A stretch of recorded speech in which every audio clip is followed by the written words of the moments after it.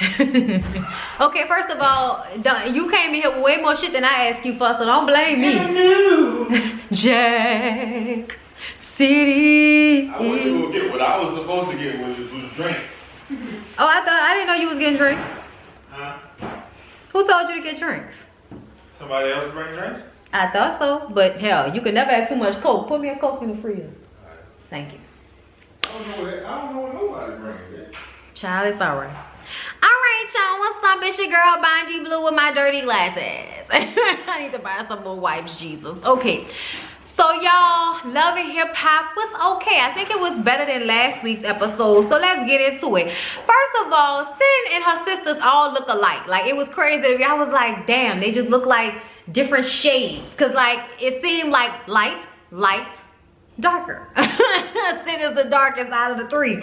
But anyway, she's in there having lunch with her sisters, talking, you know what I'm saying? Just having girl talk, having sister time and shit. And Joe is in the other room cleaning for dear life, because apparently Sis ain't saying it's trifling. Okay? That's exactly what she doesn't want us to think about her, but that's what it did. It made us think that she trifling. Sin is talking to her younger sister, who is 22 years old, been with her old man for 4 years, and has a promise ring. Sin has been with Joe for what? 2 or 3 years, something like that. 2 or 3 years, and she got a baby by this nigga, and she ain't got nothing on her fingers. So she feeling some type of way. So she tells her sister, if y'all want to say something to him, y'all tell him what's up with my sis. And it's like, girl, you need to be asking him what's up with my ring, nigga. Okay, I feel like if you're gonna marry somebody who you just had a baby with, and y'all in a relationship and you love him, you feel like you want to marry him, let the push gift be a fucking ring. Don't wait a year after the baby was born, like you had to try her out and see what you wanted to do first. Like, I just, you know, whatever, you know, he said in his own time, when he's ready, because they ask him about it when he comes into the kitchen to get something to drink. Joe says that whenever her ass start cleaning up this house a little bit more, whenever she figures out what her wifely duties are, that's when he'll put a ring on it. And I'm like, okay, the only reason I'm gonna let that fly, you know, that wifely duty shit, is because I also feel like most of the time women are cleaner. So that's just sometimes how it be. Most of the time, not all of the time, because I know some really neat men who have been with some trifling ass women. So don't get me wrong, I'm not saying that's the case, and you know, in every situation, but you know, you just have these stereotypes about women that they should be the ones cooking and cleaning. That's not always the case. But I feel like whoever does whatever, you know, best should do it. If, you know, you cook best, Joe, then you should cook. If you clean best, Joe, you should clean. Or y'all should hire some fucking body, okay? Either way, somebody needs to be cleaning up something up in this goddamn house, okay? I just kind of feel like, you know, I mean, we know they just got engaged, y'all. So it's not like we, you know, it didn't happen. So they just got engaged. So this whole scene is pointless. Anyway, y'all, moving along, Joe meets with Safari to let him know that you tripping again. I told you to stop getting into it with people. You are fucking up your bag. This is apparently when Safari and Nicki Minaj had their little going backs and forths, and then she shaded, you know, Mariah Lynn and them at Gwen and Self, because supposedly Self said that Cardi had the best album, so then Nicki was mad, and oh my god, I remember it was a while back, but it was a whole bunch of fuck shit that I don't feel like rehashing. Either way, Safari and Self are both looking at Joe like, nigga, you done made your comeback off of talking shit and clapping back at people. So please get the fuck up out my facial with this whole, you know what I'm saying, be peaceful, you know what I'm saying, let him, you know, turn the other cheek and all of this shit. Like, that's what he was trying to do, turn the other cheek. This ain't Martin, nigga, okay? Luther the King. I just kind of feel like Joe talking that shit, but like the reason why people fuck with you so heavy sometimes is because you are such a stubborn, unmoving asshole. We love you for it, Joe, but it's the truth. So don't be trying to tell other people how not to clap back. Nicki be doing the most sometimes. And I feel like every now and again somebody should be clapping back at her ass. But in all honesty, the fact that she was even arguing with the cast of Love and Hip Hop makes me look at her like, what's wrong with you, bitch? You're above this. I think that's what we thought. Apparently not. Joe says him being the person that he's been got him blackballed. So don't be like him. Don't make his same mistakes. So Kimbella is boxing and working out, but she's not sweating, which makes me feel like the scene started as soon as the camera started rolling. Okay, Juju shows up and she's looking like a deer caught in headlights, like, oh girl, oh, all right, like, oh, don't act like you fucking scared, Juju. You didn't have a stank fucking attitude this whole season. Now you won't come up here and act like you scared because Kimbella boxing. Calm the hell down. I can't stand when people, you know, do the most and they know that's not really how they feel. You know you don't feel like that when you see that girl boxing. You walk in like, yeah, bitch, let's box. Let's box, let's box, let's box. Boxing is tiring. You ever had like a kickboxing class? That shit is tiring as shit. Either way, Kim gets into how she's pissed off because Jewels is not owning the drug use. And Juju, like my boy, New Orleans Block Sports, he from New Orleans, okay, my boy, he commented and said that wasn't the time, and I kind of felt like, man, fuck that shit. You ain't about to sit here and lie about this shit ain't the right time, nigga. It's your fault that you going to jail. When is the right time? You know what I'm saying? But Juju had the same advice, which makes me look at it slightly different. Like, okay, yeah, maybe you could have had that real ass conversation another time, but just coming home from the lawyers and in the jailhouse and all of this shit and them letting you know that, you know, they don't know how long you're gonna be in jail. This is not exactly the time to be pushing in your face your bad decisions. I mean, this is the bad decision. Your ass is going to jail for 2 years. For 2 years. Not a long time, you know, at least not compared to what he could have got. He could have got 5, so 2 sound good to me. He might be out in like 14, 16 months maybe. You know what I'm saying? You never know. It be overcrowded and shit. Maybe they'll let him out. I don't know. Y'all don't arrest people the same way we arrest people down here, so I don't know what's going on in New York. But Juju said she should have handled that situation better. And then once again, Juju is trying to get people to make peace with Yandy. And I'm just like, oh my God, Juju, give it a rest. Juju, give it a rest. Nobody wants to make up with Yandy, okay? Yandy is for the stunts and shows. Yandy does like to put out there how great of a person she is. Like, she loves to grandstand. That's her, okay? Her and Kevin Hart, that's their thing. And that's okay. Y'all can grandstand. But Kim doesn't have to deal with it as her friend, okay? She just don't have to deal with it. She don't want to make up with this bitch. I wish people would stop bullying her into doing it. All right, y'all. So apparently Mariah Lynn is the only one of the young hoes that's back. Okay, y'all know there was a whole bunch of other young bitches that was on the show these past couple of seasons, but they kicked all them girls off, and it's just Mariah Lynn still standing. I'm like, girl, you better go. All right, I was excited for Mariah Lynn because y'all honestly like Mariah Lynn. I really do. I don't know why, but I do. I think that her music is okay. I think as time has gone on, she's put more into her music, and right now she doesn't have a choice because she's getting up there in age, and you can only look like a teenager for so long before the shit starts to look, you know, crackish. You know what I'm saying? Y'all know how it is when them little petite, tiny, young looking women run themselves into the, you know, the fucking ground. Eventually they have pot bellies, you know, they still look young, they ain't really got no titties, got a little pot belly sticking their ass out and shit like that, still think they cute. Like, that's what will eventually happen to Mariah Lynn if she don't get this money. I'm sure that's what she's in fear of, all right? So she's trying to get it together. She's getting a pedicure with Sis Santana and Nia Lee. Sin is pissed off because Joe just put a post on Instagram or whatever with all of her clothes all over the house, making her look trifling. Okay, so she gonna have a conversation with Joseph about that. Also, we all know that Sin did a song one time. Sin has a voice on her, and she started to take vocal lessons so she can show Joey that she's serious about the music and that he will help her. But he, you know what I'm saying, y'all know Joe, he gonna be like, I need to see the effort behind it. I need to see that she's working hard. I need to see the dedication. It's like, oh my God, Joe. Okay, can the girl get over postpartum depression, for God's sakes? Like, Jesus Christ. You know what I'm saying? Like, just constantly rushing people to do shit. And all you doing is going to work and coming home. You know what I'm saying? Going to work, coming home. Going to work, coming home. This girl got a lot of shit going on with her right now, and I think he's not being as understanding as he could be. But at the same time, Sin is immature, and it's hard for him to absorb what she's saying when she's doing it with the attitude and the Joseph and the neck rolling and the attitude and defensiveness. You know, whatever. We're going to get into that in a minute. But what else we found out this episode is that Nia Lee don't fuck with self, okay? Because we talked about how Mariah Lynn was a part of that whole little argument with Nicki Minaj, and she said she had to defend self. I want Mariah Lynn to stop defending self. Stop it. You do not need to defend that grown-ass, goofy-ass nigga. Let him defend himself. You need to work on you and finding you a better management team, because that nigga ain't doing nothing for you compared to what you could be getting done. I mean, you should have left that nigga after he passed up on Cardi and she blew up. Like, obviously this nigga don't have the eye, let me move on. You know what I'm saying? Like, he don't have the ear. All I know is Nia does not like him, and I understand why. Self is one of those people that will smile in your face, call you sis, and act like y'all are close friends until it's time for you to, you know, give him a record to put on a radio show and he acting like he don't know your fucking ass. So she got a problem with him.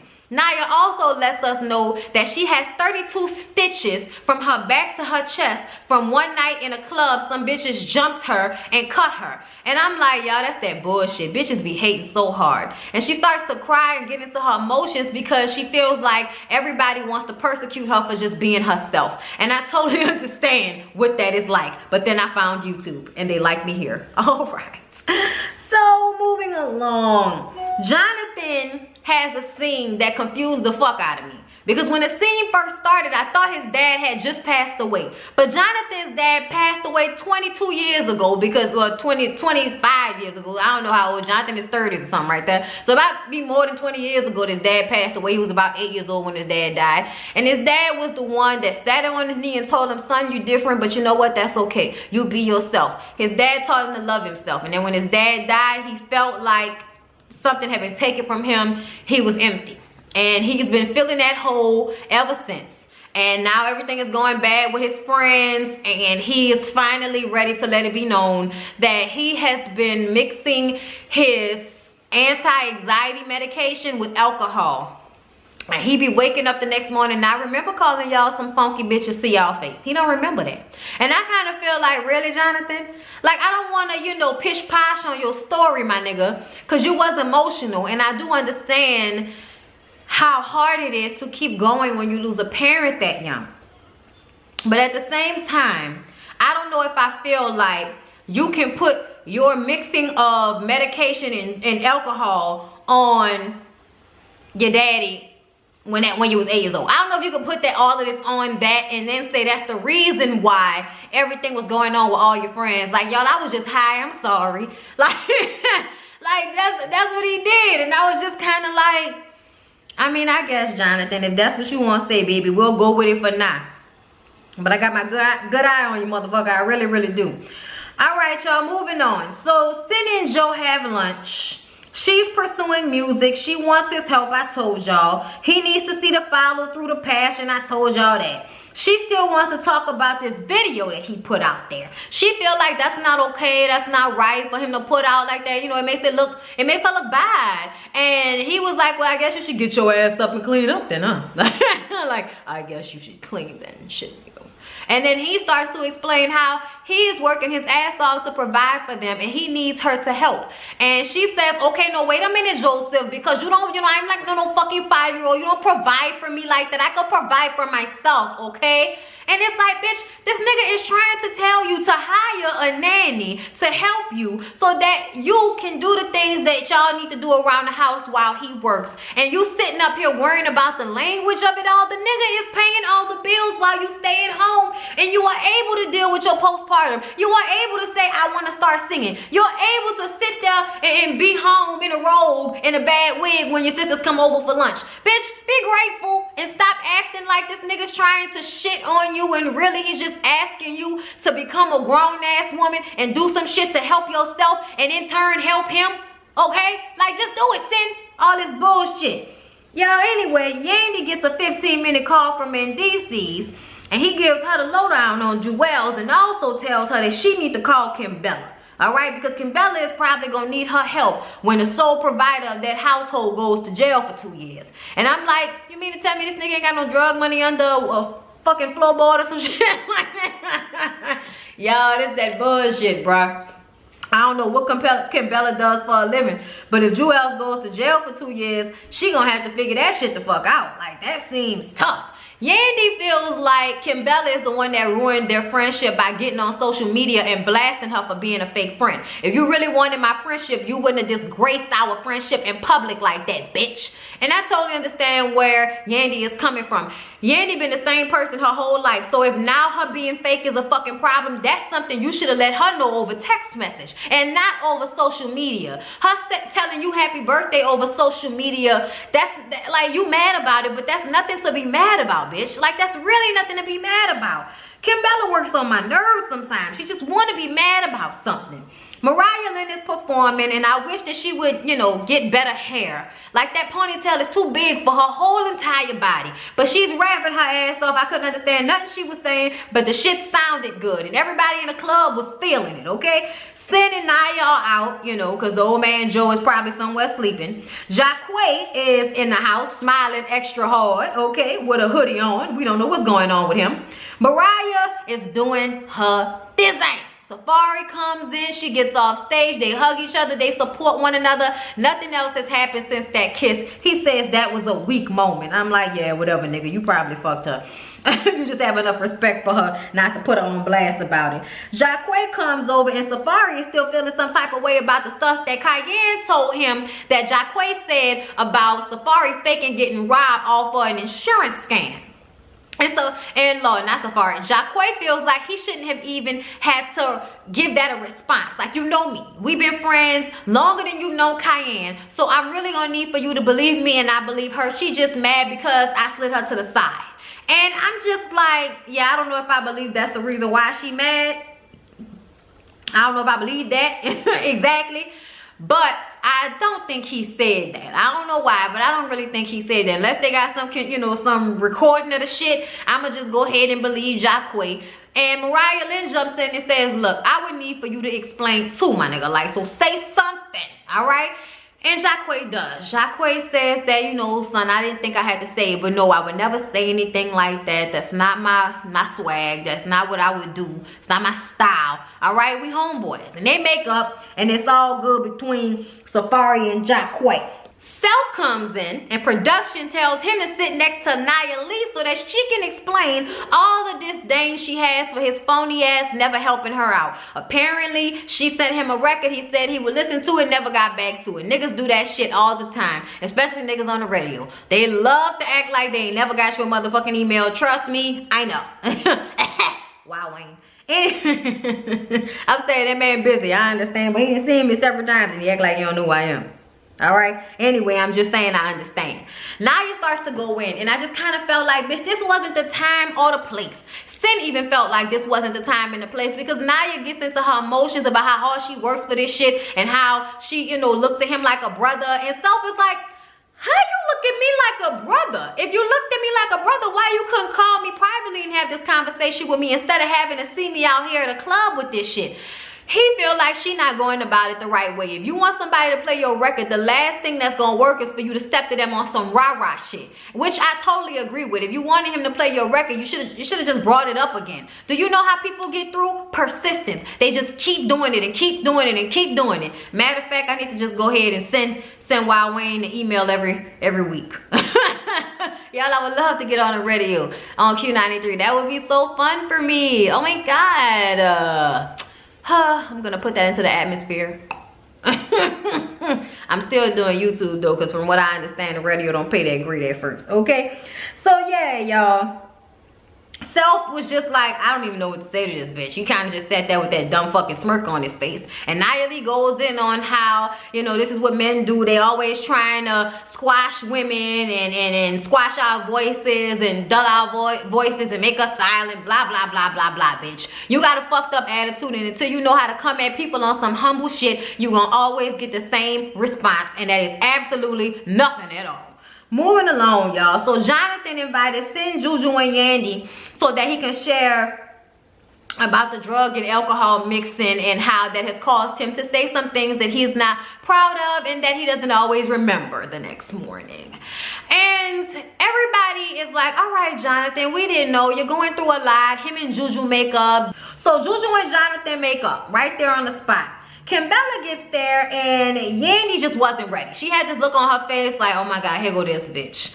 And Jonathan and Kimbella have a moment because he starts to re-explain since her fucking ass was late And he has to tell her again that his drug and alcohol use has caused him to say some things he didn't mean to say. And sometimes he didn't remember. But he's sorry and he want to make it right with her. She says it wasn't just that we got into it though. It was that you tried to make it look like I was saying something bad about my friend. And she's pointing at Juju. And ultimately, they have a come to Jesus moment and they are right too.